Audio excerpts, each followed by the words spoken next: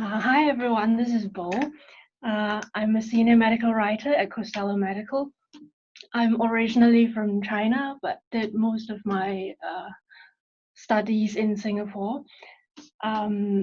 So today we would like to talk about what is medical writing, because you would see that medical writing shares some similarities with the type of scientific writing that many of you do, but there's also certain aspects that's different. So basically, we want to go through some of the widely applicable tips and tricks for writing, hopefully, which would be helpful for everyone. But for those of you, if you're specifically interested in the career of medical writing, we'll also share some special features about this job. So to begin with, what is medical communication? So as you heard from Rick just now, Costello Medical, we are a medical communications agency. So then what exactly is medical communication? I guess everyone would be quite familiar with the concept of science communication, especially if you are from a science background. So we know that within the scientific research community, people do publications of peer-reviewed manuscripts. PhD and master students need to generate a thick thesis in order to graduate. And even undergrad students, you would have essays, lab reports, final year project reports to write. So all of these are some forms of scientific writing. But science communication itself is wider than that. So there's also this outreach component, which is targeted at, say, the lay community. So this can take various forms, such as popular science books or articles that you read about scientific discoveries on newspapers or on, say, news websites, or even people who do this kind of story writing or reporting on their own, like, social media. And medical communication is somewhat similar to science communication, but it's very specifically about the communication of clinical and health economic data. So here I'm just reusing our mission and vision statements to just help you break down the concept of medical communication a bit more. So as you can see that the core of the work that we do day to day involves the analysis, interpretation, and communication of data. This data is specific to healthcare sector. And basically, as a medical communication agency, we provide services, and our clients, as Rick mentioned, are mostly pharmaceutical companies or medical device companies. But sometimes we also work with other stakeholders in the healthcare sector. And all of these things that we do is, if you look at the big picture, is for the purpose of contributing to improving healthcare. And in the next couple of slides, I'll try to show you how this is achieved through medical communication. So this is an outline of the typical drug development process. So you're familiar with the basic research, where you discover drug candidates, and through preclinical research and clinical research. So this is where you would have your phase 1 to 3 clinical trials, and eventually the drug, if it passes the clinical studies, it needs to be approved by regulatory agencies to say, okay, this drug has been proven to be efficacious and safe, so we approve it to be sold on the market.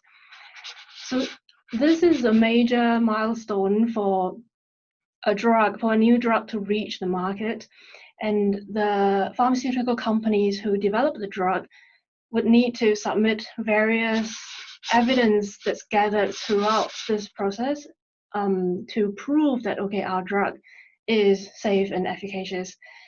But after the drug has been approved, there's another process that it needs to go through, which is the health technology assessment process. This means that your drug is on the market, but certain drugs are selected to be funded publicly, say with government subsidies or with medication assistance fund, as we have in Singapore. So here, the decision making involves, okay, you have so many drugs to treat the same disease, or you have so many drugs to treat various diseases, but you have limited resources. So how do you decide which drugs will receive government subsidy? So in this process, the drug developers also need to submit various evidence to show that, okay, our drug has great value, or we have better value for money, therefore you should fund our drug.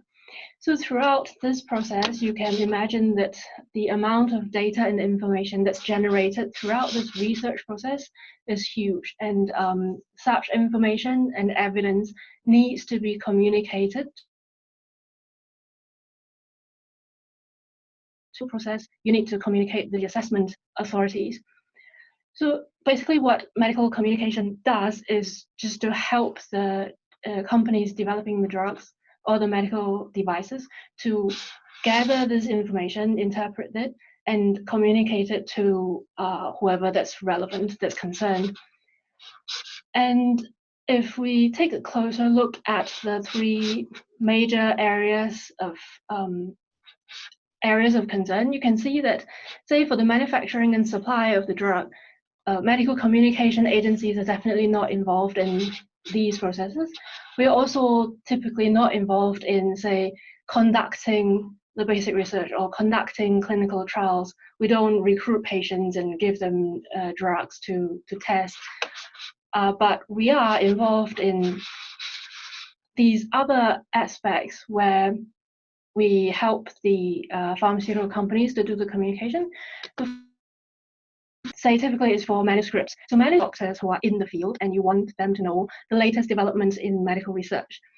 Medical education, it can be for doctors as well as for patients.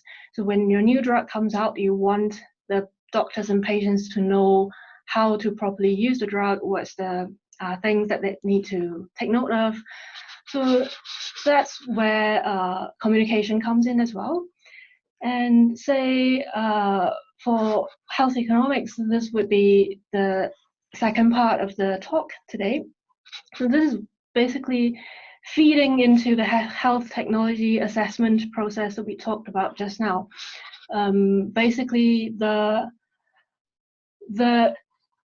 pharmaceutical companies need to gather evidence from, say, literature as well as from their own research to demonstrate the value of their product and to gather this information as a dossier. And as part of the dossier, health economics will come in to show that compared to how you price your drug, whether you bring more benefit than the cost, but the details you will hear from Rick later on. So hopefully with that, I've convinced you that medical communications can provide relevant healthcare information to various stakeholders in the healthcare sector, and it can have an impact on, say, the standard of care that patients receive. So with that, I'll just go a bit more specific into medical writing. So what exactly do medical writers do? So here are just some of the project types that medical writers typically do. For myself, I haven't done regulatory writing, but I've done most of the other things. So you can see that medical writing is a lot broader than what you might initially think. Although basically you think you just read things and write things, but the things that you write are different. And you need to tailor that to your audience and to the purpose of your writing. So today, we'll just focus on manuscripts. So we take this as an example to go through some of the tips and tricks that I personally find useful for improving my writing. But you can imagine that when you write some of the other things, you will need to vary your style or change the way that you write. So let's go into manuscript writing specifically. Here, I try to show more specifically how to write, but as you can imagine, this is difficult because often you feel that, oh, I just write, like ideas just form sentences in your head and you put it down on paper, and it's hard to describe how this process happens, and that's why many people find writing difficult.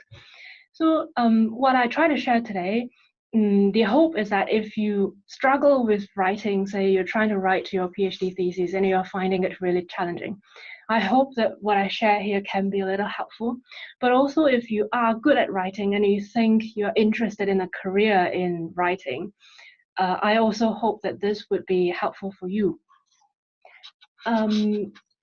So the single most important principle that I find through my medical writing process is that you need to think of your writing, think of your manuscript as a story. If you go online and search for writing courses, you will find things like creative writing, and they will tell you the essential elements of a story would include characters, plot, settings, conflict. That's what makes your story interesting. And then you need to have a theme for your story, which is very true. And you probably hear this over and over again in various forms and formats. But manuscripts, I feel, is very similar to this. If you change the story to a manuscript, you would find components that match all these elements as well that would make your manuscript interesting. So firstly, in terms of the theme, you need to think about what's the significance of this article that you're writing and what's the message that you want to convey. And in terms of the settings, that's like where the context of the research that happened. So you need to know the landscape of your field and what has been done in the field. In terms of medical, healthcare research, this could be things like, oh, in the past, maybe we had some drugs for treating a certain disease, but the drugs are not effective enough. You can only, say, cure maybe 20% of your patients. But with this new development of a new drug, you can now cure 40% of the patients. So that would be a story. And you need to let the reader know what happened before you did your research so that the significance of your research would come out. And conflict is also very important. You see in this original schematic, the conflict circle is huge because it's central to making your reading interesting. In the same sense, for manuscripts, you need to highlight what's the gap knowledge in the field. Are there any unmet clinical needs? And do your new products meet the unmet needs? And what are the challenges that you face in the management of a certain disease? Say, maybe you already have drugs to cure 80% of your patients, but the remaining 20%, they are very difficult to treat for various reasons. And if your product can meet the needs of these 20% of patients, then that's the value of your product.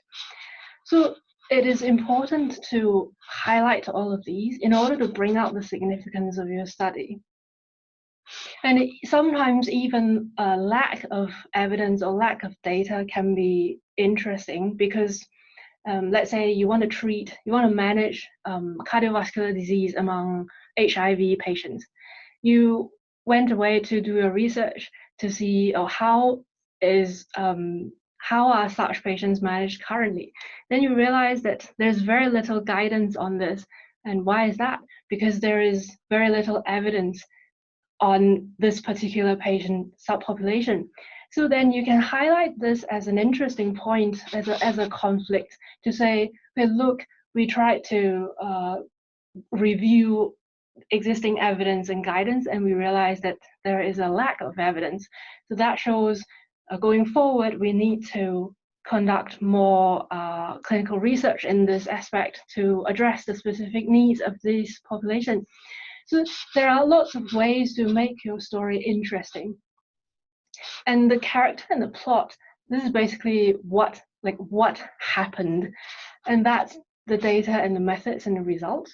So usually for master or PhD students who do their independent research, or even final year project students, I personally feel that the tendency would be we focus on the data and the methods and the results.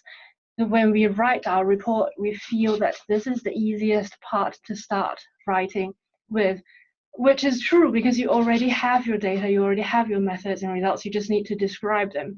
But then you need to remember that you can't just list down what you did and the numbers that you obtained. You have to bring out the significance of it. So this part is important because the quality of your data, of your research, is key to supporting your story. But then if you focus too much only on your data and methods, you forget about the other things, your message tends to be drowned out in your data. So for me, that's important to keep an eye on the big picture and not to lose sight of the significance of your story. So of course, there's also style and point of view and tone of writing. So you might have heard things like, oh, for scientific writing, you should use passive tones, or don't say we did this, I did this. There are a lot of resources on this, which you can look up on your own. There's also a lot of flexibility in this. But what I try to show next is how you can hopefully achieve this in the process of writing. So here I try to show examples, but I will try not to go into too much detail of it because it's a bit dry. So firstly, I would like to talk about the top-down approach, which is how do you start writing? If you think about a 6,000 word manuscript, or let's say your thesis, which is 300 pages long, how do you get there? It can be very daunting. So to start with, it's always useful to think about the big picture. So start with the simplest skeleton that you can get. This is just like, okay, introduction, 3 content sections, conclusion, that's it. Simple enough. And then from here, you expand every level of your heading. So now you have subheadings. Okay, here in the clinical benefits, this example talks about hepatitis C. So, we want to talk about clinical effects, economic and social, and patient's experience. Then within each section, you have your subheadings, say just 2 or 3 or 4 points. Okay, that's still simple enough. And then you just repeat this process in iterations to eventually get to your 6,000 word manuscript. But from here to 6,000 word still looks very daunting. So now what do you do? The question is how many iterations of this fleshing out you need to do. For me personally, I usually work with 1 bullet or 1 sentence per paragraph. And sometimes for people who just join medical writing, when they're required to, say, generate first an outline for the clients to review before you start writing the full draft, some people feel like they don't know how to do it. They feel like, what's the outline for? They tend to just start churning out sections, sentences, and paragraphs, which can be a way of writing, but may not be the most efficient. Because the outline does serve its purpose, it should tell you like what content goes into each paragraph and what's the point of that. So these 2 things are slightly different. So here you're just deciding which data or which reference will go into each paragraph. But then here you're talking about what message you want to bring out through all these data. And then the outline should help you to see the flow of ideas throughout sections and throughout the whole writing, the whole manuscript. And this is the key thing that we just talked about, like what's the key messages of your story, what's your storyline. The outline being a skeleton, being a skeletal form, helps you to see the flow of ideas and to see the storyline. Just to give an example, this is expanding part of the outline that you saw on the previous slide. So let's see introduction. I know that it's only going to be 500 words and it's probably 3 to 4 paragraphs. So then the next step would be easy. Go by 1 bullet or 1 sentence per paragraph. I just need 4 bullets here. But then the next section, I expect there to be 1,500 words, and that's probably 7 paragraphs. So I'll need 7 bullets to tell myself what goes into each paragraph. So here, I just try to give a variety of ways that your draft or your outline may look at this stage, depending on the nature of the paragraph and depending on what you want from the outline. So for example, for the first 2 bullets is very brief. It just says that, okay, introduce the long-term outcomes of HCV infection. This just means that, okay, I'll tell my readers, if you get HCV infection, you develop cirrhosis, or you develop decompensation, or you get liver cancer 20 years down the line. So I just need that information, and I know what goes in there. So I just need 1 point to tell myself, okay, this is going to talk about that. Then the next point, so the manuscript itself is focusing on China. So here I want to zoom into China a bit more to say how many patients in China are infected with HCV, and what's the percentage of those who develop liver cancer subsequently. So these will be the data that go in there. But then you can't just list the data. You have to think about what the data is for. So therefore, I use a short phrase to remind myself that this paragraph is trying to show that there's a heavy disease burden in China. So on and so forth. So basically, you just use such short bullets to help yourself shape up the outline. And what's a bit special here is that you see this bullet is very elaborate. It's all written out in full sentences. Why is that the case? Because this whole section is trying to show, okay, HCV poses heavy disease burden. If we have effective treatment to clear the viral infection, it'll be good because you reduce the risk of developing liver cancer and so on and so forth. But with existing treatment, the percentage of patients who can actually achieve viral clearance is very low. So not many patients can benefit from it. But now we have novel drugs which can increase this to 90%. So this would be huge if you think about the populational implication of that. And then later on, the last point is giving evidence on how this novel regimen is good. So this paragraph is like the hinge of is the central argument of this whole section. It's basically highlighting the difference between the old and the new treatment. So you can anticipate that here you won't have lots of data that goes into it because your data are actually here and here. But this paragraph is important because you need it to link your first part and your second part, and you need it to highlight the key message of your story.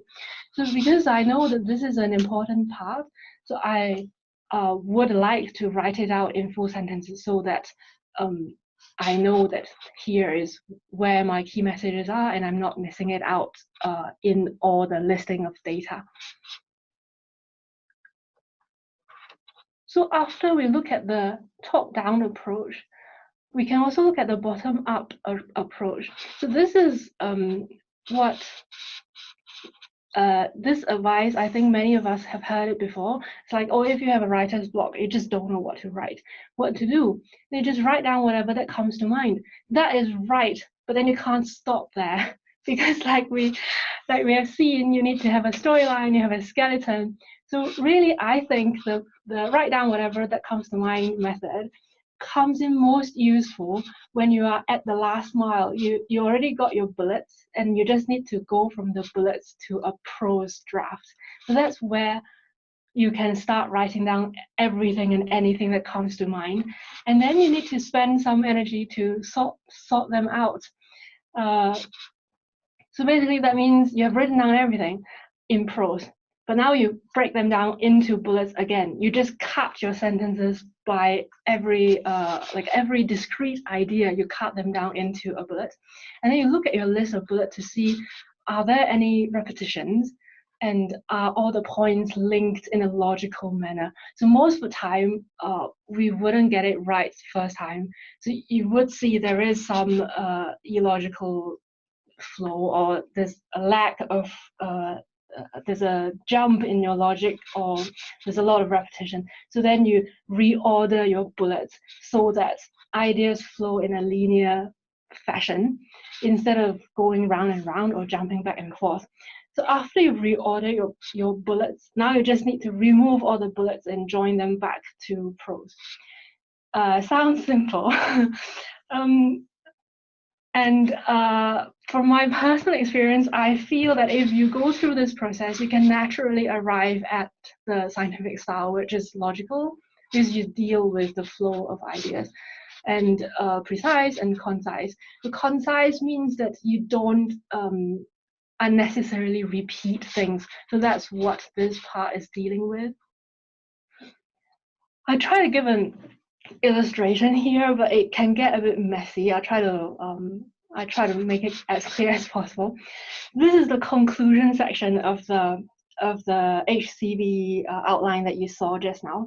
So in the conclusion, I've already drawn out all my bullets. I want 3 paragraphs. The first one is just summarizing what has been discussed throughout the article, saying that, oh, this new drug has certain values in various aspects. And then the second bullet, I want to highlight the cost effectiveness of this drug, saying that, oh, although my new drug is very expensive, but it brings so much benefit to so many aspects in the society, it actually translates into cost saving. And the last point, I just want to briefly mention that, oh, besides all of these that's already discussed, I want to say there are certain values which you can't really capture, which are not really captured in the discussion above. So I just want to briefly mention them. And these are the value of hope, like the hope that patients get knowing that, oh, this new drug will cure them of HCV infection. And then the next point is, oh, this having a cure can help alleviate social stigma. And lastly, you need to invest in research so that later on we will get more and more better and better drugs. So this is a bit like, it's very general, is the conclusion. It doesn't need to be super detailed. You don't need a lot of data to support them. So how do you get from these bullets into prose? So we use the method that we described just now. I just write whatever that comes to mind. You don't have to read this in detail because we will break this down in the next slide.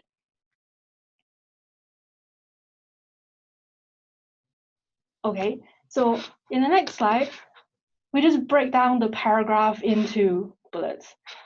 So we see, okay, in addition to previously discussed dimension of value, we now bring out the social stigmatization issue.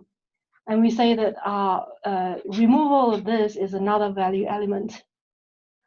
And so this is basically your opening sentence to bring out the social stigmatization issue. The next section is where you're elaborating how this is an issue. So you say, HCV patients face such treatment at work or at home, which can lead to social isolation and impact their self-esteem. Hence, diagnosis with HCV is likely associated with high levels of anxiety. So anxiety that's due to the negative effect of HCV infection on physical and social functioning. So this is explaining why there is a problem. And the last part is saying, but now with the availability of this new drug, we that can completely cure 90% of the patients, they have hope, and the hope can help alleviate their fear. So if you look at this, there is a flow, and it's generally functional, but there are quite a few problems. So one thing is, you remember there were three bullets that we wanted to cover. The last one was the science, the research spillover effect, which gets lost. So we need to put that back. And then the next problem is that you see the social stigmatization and the value of hope, they were listed as two separate issues in your outline. But now you open with social stigmatization, you close with hope. So there's a shift in your, in the flow of your paragraph. So without realizing it, your focus, the subject of your discussion has shifted from social stigmatization to hope. That is that happened because the two issues are indeed closely intertwined, so you can hardly separate them. But then in terms of effective communication, this is not effective because you confuse your readers. They feel like, oh, I started reading thinking about social stigmatization, and then somehow I ended up talking about hope and the fear of marginalization. So marginalization is, you can think of it as talking about the same thing as social stigmatization, but the fear of marginalization is a different thing from marginalization itself. One thing is you're talking about the what other people are doing to the patients, and the other thing is you're talking about what the patients are feeling. So these are two separate issues. If you separate them, you increase the impact of your writing because you show that you're solving two problems. Whereas now you just see these two mixed together. And you also see, like in this part, the blue highlights are similar concepts, so they are being repeated. So they are repeated twice. And then in this same sentence, you get social isolation and impact on self-esteem. Like these are two separate concepts. They are mixed in one phrase. Then if you look at the bridging words, so at first you say this phenomena will lead to social isolation and that, which is okay. So there is a causal relationship between this and this. And then you say hence, there's another causal relationship between this and that, between this and the anxiety. And then due to, so there's another layer of causal relationship between what goes on here and the anxiety. So when you get that, this is the going round and round because you get three layers of intertwined reasoning process, which is not clear. It's difficult for your readers to follow. So this is the modified version. Essentially, you would see a lot of it is just by shifting the bullets around and then adding some of the things that are missing.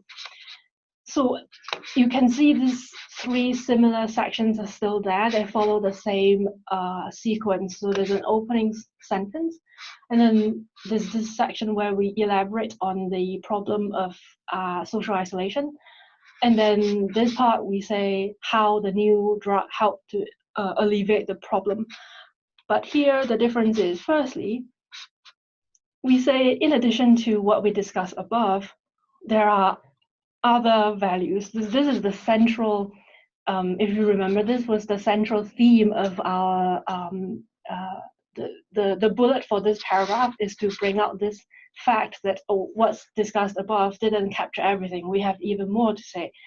So you have to emphasize that, make that stand out. That's why we added a sentence to say, oh, these are not discussed above. That is because with existing assessment models, we can't quantitatively assess all of these things. But then from a patient perspective, from society's perspective, these things are important. So you add that to bring out the impact of your story. And then the next major modification here is that we added this sentence where we list the hope of being cured and the removal of stigmatization as two separate issues, but side by side. So this is done because, like we said, these two are closely intertwined, and it's hard to say, oh, we talk about hope first, and then we talk about stigmatization later. So it's difficult to do it that way. So it's okay, we just put them in parallel. And then when we elaborate on the problem, we don't have to go round and round and spending so many words. We just need to say, we just need one sentence to say how social stigmatization is happening, and another sentence to say that patients are experiencing anxiety and fear. And then, so this, you see the two elements always go side by side, and then they go side by side.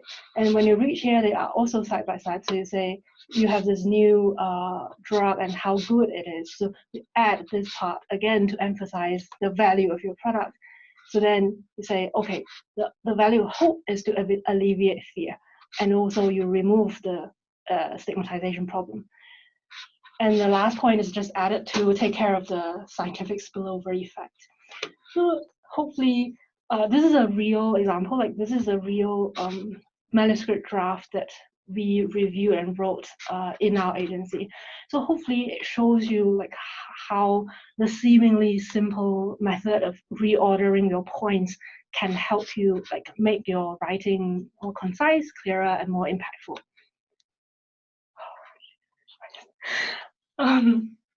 Okay, so with all of that, we'll just quickly go through some of the other tips and tricks. I mean, I'll not go into great details here because you can find lots and lots of resources online. So one thing is that you can look for examples and templates.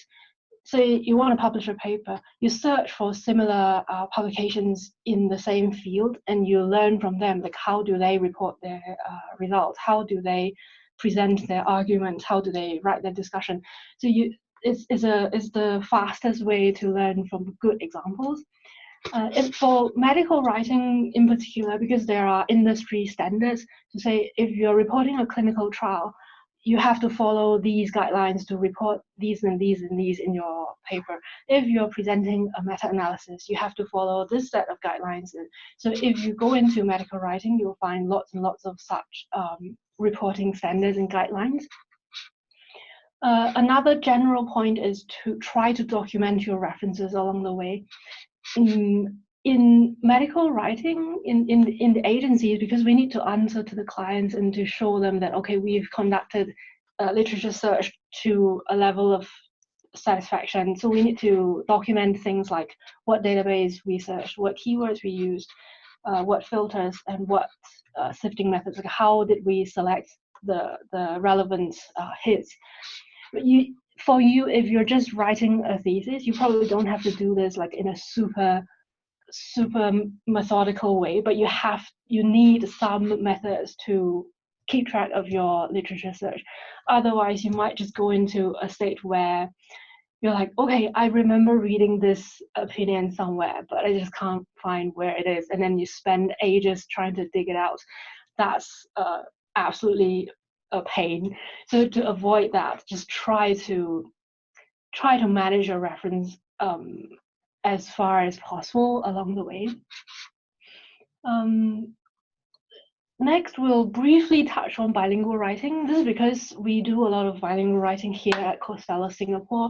You probably saw in the team slide where majority of the team have bilingual capability. So for myself, I write in English and Chinese.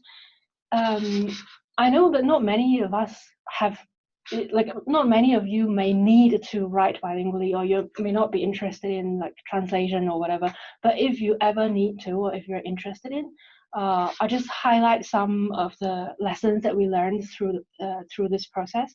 So initially, we need to write, say, a Chinese manuscript for Chinese authors, but the clients that we work with, they have they speak English, so they need an English version to review. So initially we write everything in English and then only translate it to Chinese at the last step. This was not very effective because the authors often need to extensively revise the draft themselves, and some of their comments are like, oh, this is not very logical, the terminology is used are wrong, and this is too repetitive and too verbose. So later on, we changed this to we write everything. We start with Chinese draft, and everything is in Chinese, and we only translate an English version, like near finalization, for the English-speaking clients to review. So because this draft is not like super critical, because eventually you're publishing it in Chinese. So here we would engage professional translation agencies to translate the Chinese into English. But then we find that we are often not very satisfied with what we get from the translation agencies. And sometimes if the translation is not accurate enough, it may cause the client to misunderstand what's actually being presented, and then they give you comments on things that you actually on problems that actually don't exist because it's not a problem in your Chinese draft. So this just demonstrates that translation, either way, is not very straightforward. And some of the things that we need to take note of are what is the expected length of structure of the writing. These Chinese manuscripts and English manuscripts, say review articles, they are actually quite different. So if you wrote an English draft and then you try to squeeze it into a shorter template as a Chinese manuscript, that will affect how you distribute your content. And that will also affect how you word things. So yeah, so the expectation is important. And yeah, just don't take things for granted. Even if you are a native Chinese speaker and you have been educated in English, and now you try to start do scientific writing in Chinese, don't take it for granted. Like it can be quite challenging, and there are things to learn. So okay, the last bit of this presentation, I'll just quickly introduce you some of the unique things that you need to do as a medical writer. So the writing bit is the same. Everyone writes manuscripts like that. But as medical writers, instead of, say, if you're just doing postdoctoral research on your own, there are different things that you need to think about. So for medical writers, we work with clients, that's obvious. And we also work with authors. So the clients are usually the people who sponsor the study, and they are the people who pay us. And the authors are usually doctors or key opinion leaders in the disease field. But so the clients, the relationship with the client is straightforward. But what's the relationship between medical writer and author? Like, aren't they the same? So as it turned out, they are not the same. Because you can easily imagine that if the clients just want to publish whatever they want to say, or they say our drug is super good, is better than anything and everything, and we just need to pay money to do that. And they just use the key opinion leader's name so that their publication appears credible. And then for the authors, they might be like, okay, I just want to get as many publications out as possible, and I don't care what goes into the publication. And someone else is writing for me, so good, I'll just go with it. And then for the medical writers, it's like, okay, since the client pay us, we just write whatever the client says. And we do the writing, but without appearing on the author list. So this whole scenario would be very, very wrong. So to avoid that, the field of medical writing has developed such that there are industry guidelines and standards that specify the roles and responsibilities of every party. So say for the client, you have to ensure that the whole publication development process and the studies are conducted in an ethical manner. You have to have written agreement with authors stating their rights and responsibilities. You have to provide full access to all the data to the authors. And then the authors, since they are the people who put their names to the writing, so they have to fulfill certain criteria. They have to ensure that the things that go into the manuscript are accurate, and they have to take full responsibility for whatever that goes into the manuscript, because they are the ones with their names to it. For medical writers, we need to ensure that the content is accurate and scientifically valid. And if we see that there's any practice that's unethical or not adherent to, not compliant to industry guidelines, we need to advise the customers and the authors. And in terms of compliance, the three key issues here are whether the authors fulfill the author criteria, whether the conflicts of interest, meaning the relationship between the three, are properly declared, and whether the contribution, the involvement of medical writers are properly acknowledged. So who exactly fulfills the author criteria? For people working in research labs, this might be a more familiar scenario where, say, I mean, this is a bit of a joke, but in actual practice is somewhat similar. It's like, or maybe the person leading the project is the first author, and then people who contributed, say, 1 figure or 2 figures, or people helped with some of the writing, they go in the middle, and then your PI goes last. So that's the convention. But in the industry of medical writing, there is international guidelines on the criteria that people need to fulfill as authors. And we're not going into the detail, but anyway, the emphasis is on the authors have to contribute to every stage of the research and the publication. So let's say if they just provided funding, then they shouldn't qualify as authors. If they only did the writing, like the medical writers do, but they didn't participate in the study design or in the collection or interpretation of data, then they should also not qualify as authors. So that's the reason why medical writers are not named as authors most of the times. So given that, you can imagine that in the process of doing a manuscript as a medical writer, you have to be constantly in communication with your client and with your authors. But besides things like collecting authors' feedback on your draft, liaising with authors, we also sometimes give suggestions on what are the things that you need to report. If, say, you're right, your idea appears too biased or too promotional, we also need to flag that. So, in our practice so far, the education on good publication practice has featured very prominently, because in the APAC region, the awareness among clients and authors about good publication practice is relatively lower, so we need to help them a bit there. So to quickly wrap up, this is just like if you're considering doing medical writing, going into medical writing, here are some of the reasons why I think medical writing is an attractive career option. So firstly, if you enjoy writing, then yes, definitely, that's like heavenly, you do writing all day. And also you get the chance to learn about latest developments in medical research. And it feels great if you are able to build up partnership with your clients and your authors. And you learn from one another. And some of the KOLs that we work with, they are like really good doctors, and you see their insights into their field and their dedication to their patients, which is great. And also you can see the impact of your work, because with all the things that you write, you're helping with the dissemination of useful healthcare information, and also you can contribute to building up a good publication environment in the region.